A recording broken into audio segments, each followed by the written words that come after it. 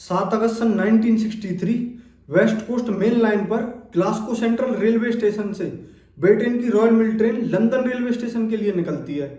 इस ट्रेन को British government postal service के लिए यूज करती थी, लेकिन 8 अगस्त की रात को इस ट्रेन में कुछ ऐसा होता है जो अगले दिन पूरे देश के न्यूज़पेपर की हेडलाइन बन जाता है।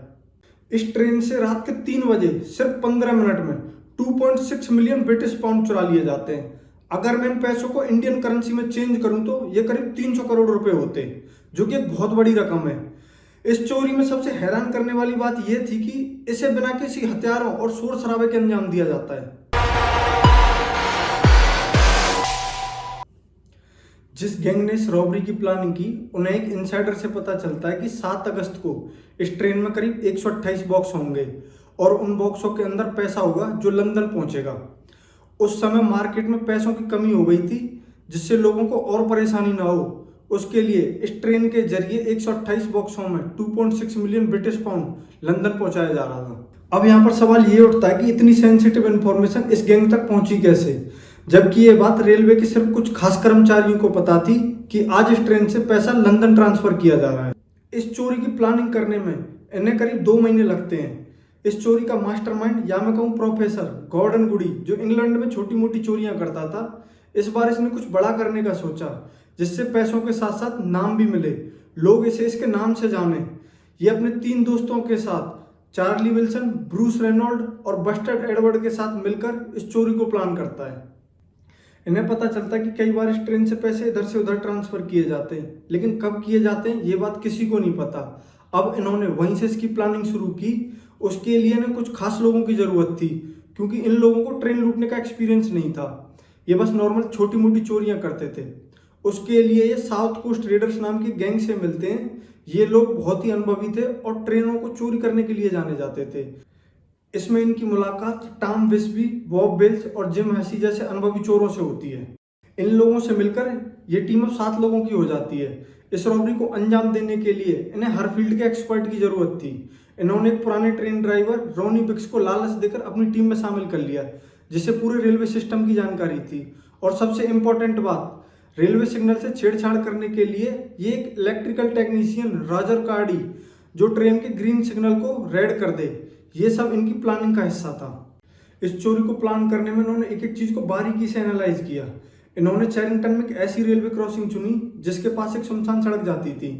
लूटे हुए पैसे को आसानी से गाड़ी में लाद कर निकला जा सके, और पास ही में एक रेलवे सिग्नल था जिससे ट्रेन को कंट्रोल किया जा सके।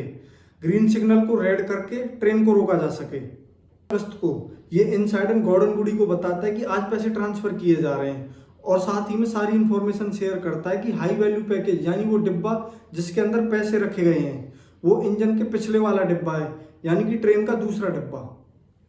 इस ट्रेन में टोटल 12 डिब्बे होते हैं और बाकी के 10 डिब्बों में पोस्टल सर्विस के खत और मेल जैसी चीजें होती हैं, और साथ ही में ब्रिटिश पोस्टल सर्विस के 72 एम्प्लॉय इस ट्रेन में ऑनबोर्ड होते हैं।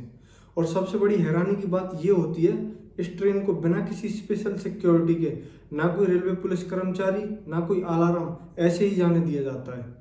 7 बजे train Glasgow central railway station से पैसों के साथ निकल जाती है, और इधर ये लोग अपनी पूरी तैयारी के साथ 2 रेंज रोवर कार और एक मिलिट्री ट्रक लेकर टारगेट लोकेशन पर पहुंच जाते हैं। ये लोग चैरिंगटन में ब्रिगेडो ब्रिज को टारगेट लोकेशन बनाते हैं, जो कि लंदन से 40 माइल पहले पड़ता है। क्योंकि ब्रिगेडो ब्रिज एक सुनसान जगह थी और यहाँ से 800 मीटर पहले स्यासल क्रॉसिंग पर एक सिग्नल पॉइंट भी था, जिससे छेड़छाड़ करके ये लोग ट्रेन को रोक सकें और अपने हायर किए गए ड्राइवर की हेल्प से ट्रेन को ब्रिगेडो ब्रिज तक ले जा सकें, और फिर वहां से आसानी से पैसे को ट्रक और गाड़ियों में लोड किया जा सके। सब कुछ इनकी प्लानिंग के हिसाब से चल रहा था। रॉयल मिल से पहले जितनी भी ट्रेनें आने वाली थी वो सब निकल जाती हैं, और अपनी टाइमिंग के हिसाब से इन्हें पता होता है कि अब वही ट्रेन आने वाली है। और उससे ठीक कुछ मिनट पहले सियासल क्रॉसिंग के ग्रीन सिग्नल की लाइट को हैंड ग्लव से ढक दिया जाता है, और रेड लाइट को एक्स्ट्रा बैटरीज की हेल्प से ऑन कर दिया जाता है। जैसे ही ट्रेन सियर्स क्रॉसिंग सिग्नल पर पहुंचती है, ट्रेन ड्राइवर जैक मिल रेड सिग्नल देख के ट्रेन को रोक देता है। जैसे ही वो ट्रेन से उतरकर स्टेशन मास्टर को इन्फॉर्म करने के लिए टेलीफोन के पास जाता है, जिसके तार पहले ही काट दिए थे, उसके सर में पीछे से लोहे की रॉड मार दी जाती है, जिससे वो वहीं बेहोश हो जाता है। इधर बाकी के कुछ लुटेरे ट्रेन पर कब्जा कर लेते हैं और ट्रेन के पिछले 10 डिब्बों को ट्रेन से अलग कर देते हैं। प्लान ये था कि ट्रेन को खुद चलाकर ब्रिगेड ब्रिज तक ले जाएंगे, लेकिन यहाँ पर एक बहुत बड़ी गड़बड़ हो जाती है। जिस ड्राइवर को ये लोग हायर करके लाते हैं वो ट्रेन को चला नहीं पाता है, क्योंकि ये उस जमाने की आधुनिक ट्रेन थी। और फिर ये लोग जैक मिल और उसके साथ ही डेविड को दरा धमकाकर ट्रेन को ब्रिगेड ब्रिज तक ले जाते हैं। इन्हें पता होता है कि पैसे वाले डिब्बे पर लॉक होगा। इस सब की ट्रेनिंग ये लोग पहले से करके आए थे। उस लॉक को लोहे की रॉड से तोड़ देते हैं और फिर ह्यूमन चेन बनाकर, यानी एक आदमी दूसरे को बैक ट्रांसफर करता गया। बस 15 मिनट में उस डिब्बे में से 120 बॉक्सों को अपने ट्रक में लोड कर देते हैं और वहां से निकल जाते हैं। करीब 4:30 बजे ये लोग लीदर्सलेड फार्म पहुंचते हैं। ये जगह टारगेट पॉइंट से 43 किलोमीटर दूर थी। 2 महीने पहले इस जगह को छिपने के लिए रेंट पर लिया गया था। ये लोग इतने शातिर थे कि अपने साथ एक रेडियो भी लाए थे, जिससे इन्हें पुलिस की हलचल के बारे में पता रहे। पुलिस के साथ साथ स्कॉटलैंड यार्ड और एंटी रॉबरी सेल के जितने भी एक्सपर्ट थे उन सबको इस केस में लगा दिया जाता है। और रेडियो से इन्हें पता चलता है कि पुलिस रॉबरी पॉइंट से 30 माइल के एरिया में इन लोगों को ढूंढ रही है। ये लोग प्लान से पहले ही फार्म हाउस छोड़ देते हैं और पैसे को 16 हिस्सों में बांट लेते हैं। निकलने से पहले इस जगह की अच्छे से सफाई करते हैं, जिससे कि फार्म में किसी के भी फिंगरप्रिंट ना मिले। ये लोग कोई भी रिस्क नहीं लेते और इस फार्म को जलाने के लिए ब्रायन फील्ड मार्क नाम के आदमी को 10,000 ब्रिटिश पाउंड में हायर करता है। बारे में पूछता है, लेकिन उसको उसकी बातों पर भरोसा नहीं होता और वो लोग अगले दिन फार्म को देखने चले जाते हैं। लेकिन उनके पहुंचने से पहले पुलिस को उस जगह के बारे में पता चल जाता है। एक लोकल आदमी पुलिस को फोन करके बताता है कि आजकल यहाँ एक फार्म पर बहुत ज्यादा गाड़ियों का आना जाना है, पहले कभी ऐसा नहीं हुआ। पुलिस वहां पहुंचती है। फार्म के अंदर पुलिस को कोई नहीं मिलता, लेकिन जब उस जगह की तलाशी ली जाती है तो वहां 20 खाली बैग मिलते हैं। ये वही बैग होते हैं जिसके अंदर ट्रेन से पैसा ट्रांसफर किया जा रहा था। बाद में पुलिस की जांच में इन लोगों में से कुछ लोगों के फिंगरप्रिंट फार्म हाउस में मिलते हैं। 15 में से 12 लोगों को पुलिस पकड़ लेती है, 3 अभी भी फरार रहते हैं। जनवरी 1964 में इन लोगों को 30-30 साल की सजा होती है, जो ब्रिटिश हिस्ट्री की सबसे बड़ी सजा थी।